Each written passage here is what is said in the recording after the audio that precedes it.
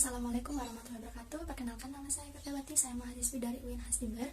Dan kali ini saya akan menjelaskan tentang filsafat pendidikan dalam aliran perennialisme menurut Robert Maynard-Hucin dan Horkheimer Adler. Filsafat pendidikan merupakan terapan dari filsafat umum yang pada dasarnya menggunakan cara kerja filsafat dan menggunakan hasil-hasil dari filsafat, yaitu berupa hasil pemikiran manusia tentang realitas, pengetahuan, dan nilai. Salah satunya yaitu perennialisme. Di era sekarang ini tidak dipungkiri bahwa globalisasi telah masuk dalam sendi-sendi kehidupan manusia, yang telah memberikan banyak kontribusi dalam kesejahteraan manusia di berbagai bidang. Salah satunya yaitu di bidang teknologi dan informasi. Semakin berkembangnya teknologi dan informasi membuat manusia kecenderungan pemikiran yang kreatif dan inovatif dan efektif. Namun di sisi lain, globalisasi juga memberikan dampak negatif dalam kehidupan manusia. Jika perkembangan globalisasi dari berbagai bidang digunakan dengan baik, maka akan memberikan hasil yang baik. Namun sebaliknya, bila perkembangan globalisasi disalahgunakan, maka akan berdampak buruk pula bagi kehidupan manusia. Hal ini bisa menciptakan pribadi manusia yang menyalahi peraturan dan menyebabkan kekacauan dalam lingkungan. Dan dalam sudut pandang aliran perennialisme, mereka menilai permasalahan di atas harus dianggapi dengan kembali kepada kebudayaan masa lampau. Perennialisme menekankan pada keabadian, keidealan, kebenaran, dan keindahan daripada warisan budaya dan dampak sosial tertentu. Pengetahuan dianggap lebih penting dan kurang memperhatikan kegiatan sehari-hari. Pendidikan yang menganut faham ini menekankan pada kebenaran absolut, kebenaran universal yang tidak terikat pada tempat dan waktu. Ya, untuk tokoh-tokoh perennialisme ada tiga, yaitu Plato, Aristoteles, dan Thomas Aquinas. Untuk identitas Plato, pada tahun 427 sampai 347 Masehi hidup pada zaman kebudayaan yang syarat dengan ketidakpastian, yaitu filsafat sofisme. Dunia ideal bersumber dari ide mutlak, yaitu Tuhan. Ukuran kebenaran dan ukuran moral merupakan sofisme adalah manusia secara pribadi, sehingga pada zaman itu tidak ada kepastian dalam moral, tidak ada kepastian dalam kebenaran, tergantung pada masing-masing individu. Plato berpandangan bahwa realitas yang hakiki itu tetap tidak berubah. Realitas atau kenyataan-kenyataan itu tidak ada pada diri manusia sejak dari asalnya, yang berasal dari realitas yang hakiki. Menurut Plato, dunia ideal bersumber dari ide mutlak, yaitu Tuhan. Kebenaran, pengetahuan, dan nilai sudah ada sebelum manusia lahir, yang semuanya bersumber dari ide yang mutlak tadi. Manusia tidak mengusahakan dalam arti menciptakan kebenaran, pengetahuan, dan nilai moral, melainkan bagaimana manusia menemukan semuanya itu dengan menggunakan akal dan rasio. Semuanya itu dapat ditemukan kembali oleh manusia. Nah, untuk tokoh yang kedua yaitu Aristoteles, pada tahun 384 Masehi sampai 322 Masehi. Aristoteles ini adalah murid Plato. Namun dalam pemikirannya ia mereaksi terhadap filsafat gurunya, yaitu idealisme. Aristoteles mengajarkan cara berpikir atas prinsip realitas yang lebih dekat dengan alam kehidupan manusia sehari-hari. Manusia adalah makhluk materi dan rohani. Hasil pemikirannya disebut filsafat realis atau realismis klasik. Cara berpikir Aristoteles berbeda dengan gurunya, yaitu Plato, yang menekankan berpikir rasional spekulatif. Aristoteles mengambil cara berpikir rasional empirisalitas. Ia mengajarkan cara berpikir atas prinsip realitas yang lebih dekat dengan alam kehidupan manusia sehari-hari. Aristoteles hidup pada abad keempat sebelum Masehi, namun ia dinyatakan sebagai pemikir abad pertengahan. Karya-karya Aristoteles merupakan dasar berpikir abad pertengahan yang melahirkan Renaissance. Sikap positifnya terhadap empiri menyebabkan ia mendapat sebutan sebagai bapak sains modern. Kebajikan akan menghasilkan kebahagiaan, dan kebajikan bukanlah pernyataan pemikiran atau perenungan pasif, melainkan merupakan sikap kemauan yang baik dari manusia. Menurut Aristoteles, dalam Eusadulo halaman 208, halaman 153, manusia adalah makhluk materi dan rohani sekaligus sebagai materi. Ia menyadari bahwa manusia dalam hidupnya berada dalam kondisi alam, materi, dan sosial. Sebagai makhluk rohani, manusia sadar akan menuju pada proses yang lebih tinggi, yang menuju kepada manusia ideal, manusia sempurna. Manusia sebagai hewan rasional memiliki kesadaran intelektual dan spiritual.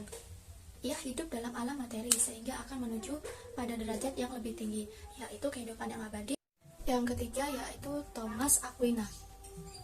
Thomas Aquinas mencoba mempertemukan suatu pertentangan yang muncul pada waktu itu, yaitu antara ajaran Kristen dengan filsafat, sebetulnya dengan filsafat Aristoteles, sebab pada waktu itu yang dijadikan dasar-dasar pemikiran logis adalah filsafat Neoplatonisme dan Plotinus yang dikembangkan oleh St. Augustinus. Menurut Aquinas, tidak terdapat pertentangan antara filsafat, khususnya filsafat Aristoteles, dengan ajaran agama Kristen. Keduanya dapat berjalan dalam lapangan masing-masing. Thomas Aquinas secara terus-menerus dan tanpa ragu-ragu mendasarkan filsafatnya kepada filsafat Aristoteles. Menurut Barthes dalam Uyosadulo nomor 28 ayat 154 pandangan tentang realitas, ia mengemukakan bahwa segala sesuatu yang adanya itu karena diciptakan oleh Tuhan dan tergantung kepadanya. Ia mempertahankan bahwa Tuhan bebas dalam menciptakan dunia. Dunia tidak mengalir dari Tuhan bagaikan air yang mengalir dari sumbernya, seperti halnya yang dipikirkan oleh filosof Neoplatonisme dalam ajaran mereka tentang teori emanasi.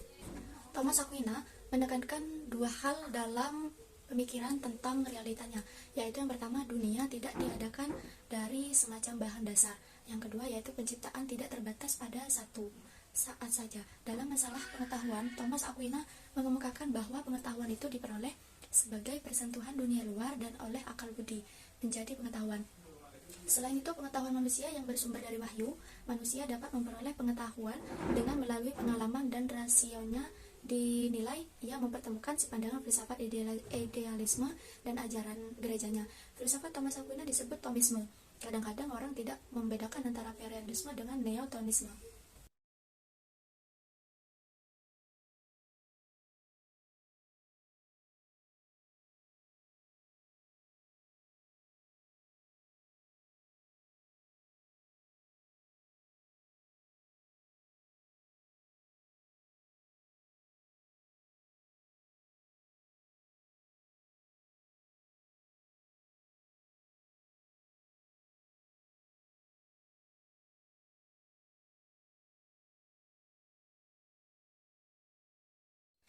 Untuk selanjutnya yaitu konsep filsafat. Konsep filsafat berasal dari dua suku kata dalam bahasa Yunani kuno, yaitu phile atau philos yang berarti cinta atau sahabat, dan sophia atau sophos yang berarti kebijaksanaan. Kedua suku kata tersebut membentuk kata majemuk filosofia. Dengan demikian, berdasarkan asal-usul filosofia atau filsafat berarti cinta kepada kebijaksanaan atau sahabat kebijaksanaan. Di zaman Yunani, filsafat bukan merupakan suatu disiplin teoritis dan spesial, akan tetapi suatu cara hidup yang konkret, suatu pandangan hidup yang total tentang manusia dan tentang alam yang menyinari seluruh kehidupan seseorang. Selanjutnya dengan kehidupan atau perkembangan peradaban manusia dan problema yang dihadapinya. Pengertian yang bersifat teoritis, seperti yang dilahirkan filsafat Yunani itu, kehilangan kemampuan untuk memberi jawaban yang layak tentang kebenaran peradaban itu telah menyebabkan manusia melakukan loncatan besar dalam bidang sains, teknologi, kedokteran, dan pendidikan. Perubahan itu mendorong manusia memikirkan kembali pengertian tentang kebenaran, sebab setiap terjadi perubahan dalam menjadikan filsafat sebagai jalan untuk mengatur, menyelaraskan, dan memadukan proses pendidikan. Artinya, filsafat pendidikan dapat menjelaskan nilai-nilai dan maklumat-maklumat yang diupayakan untuk mencapainya. Dalam hal ini, filsafat pendidikan dan pengalaman kemanusiaan merupakan faktor yang integral.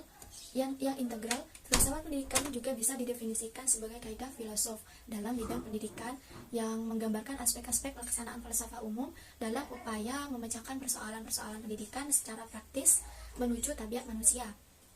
Menurut Imam Bersandi, filsafat pendidikan merupakan ilmu uang, pada hakikatnya merupakan jawaban dari pertanyaan-pertanyaan dalam bidang pendidikan. Baginya, filsafat pendidikan merupakan aplikasi suatu analisis filosof terhadap pendidikan. Untuk mendapatkan pengertian filsafat pendidikan yang lebih sempurna atau jelas, ada baiknya kita melihat beberapa konsep mengenai pengertian pendidikan itu sendiri.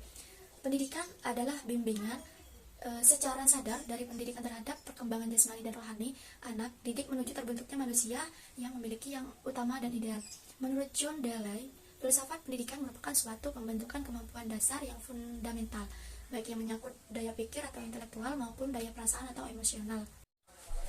Untuk keunggulan dan kelemahan filsafat perennialisme, aliran filsafat realisme memiliki beberapa kelebihan dan kelemahan, yaitu kelebihan yang dimiliki oleh aliran perennialisme yaitu program pendidikan terfokus sehingga peserta didik dapat menyesuaikan diri secara tepat dalam hidup, dan dapat melaksanakan tanggung jawab sosial dalam hidup bermasyarakat.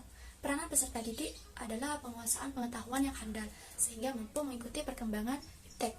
Yang kedua yaitu dalam hubungannya dengan disiplin tata cara yang baik sangat penting dalam belajar. Artinya belajar dilakukan secara terpola berdasarkan pada suatu pedoman, karena peserta didik perlu mempunyai disiplin mental dan moral untuk setiap tingkat kebaikan. Yang ketiga yaitu kurikulum komprehensif yang berisi semua pengetahuan yang berguna dalam penyesuaian diri dalam hidup dan tanggung jawab sosial. Kurikulum berisi unsur-unsur pendidikan umum untuk mengembangkan kemampuan berpikir dan pendidikan praktis untuk kepentingan bekerja. Yaitu metodenya logis dan psikologis. Semua kegiatan belajar berdasarkan pengalaman baik langsung maupun tidak langsung. Metode mengajar bersifat logis, bertahap, dan berurutan.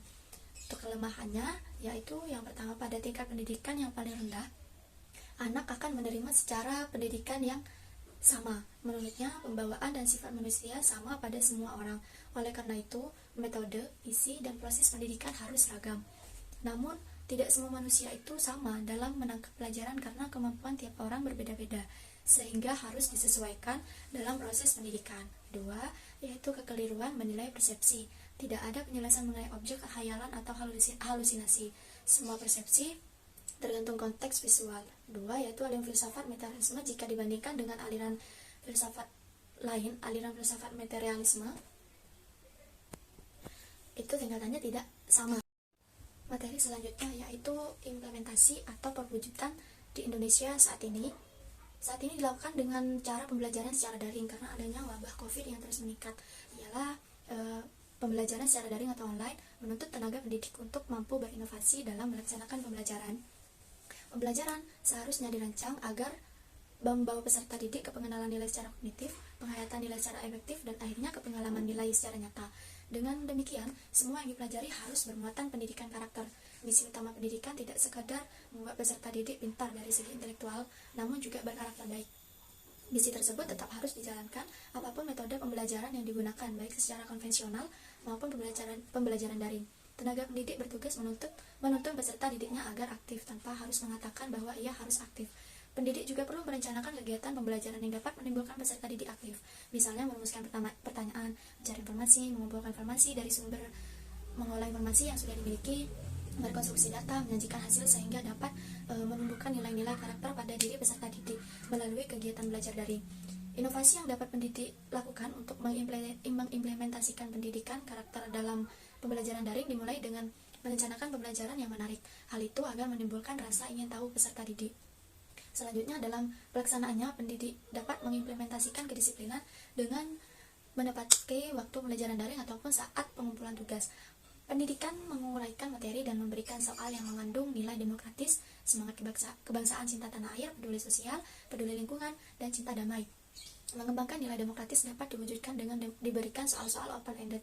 Menumbuhkan semangat kebangsaan dan cinta tanah air dapat ditempuh dengan mengambil tema pembelajaran yang berkaitan dengan Indonesia.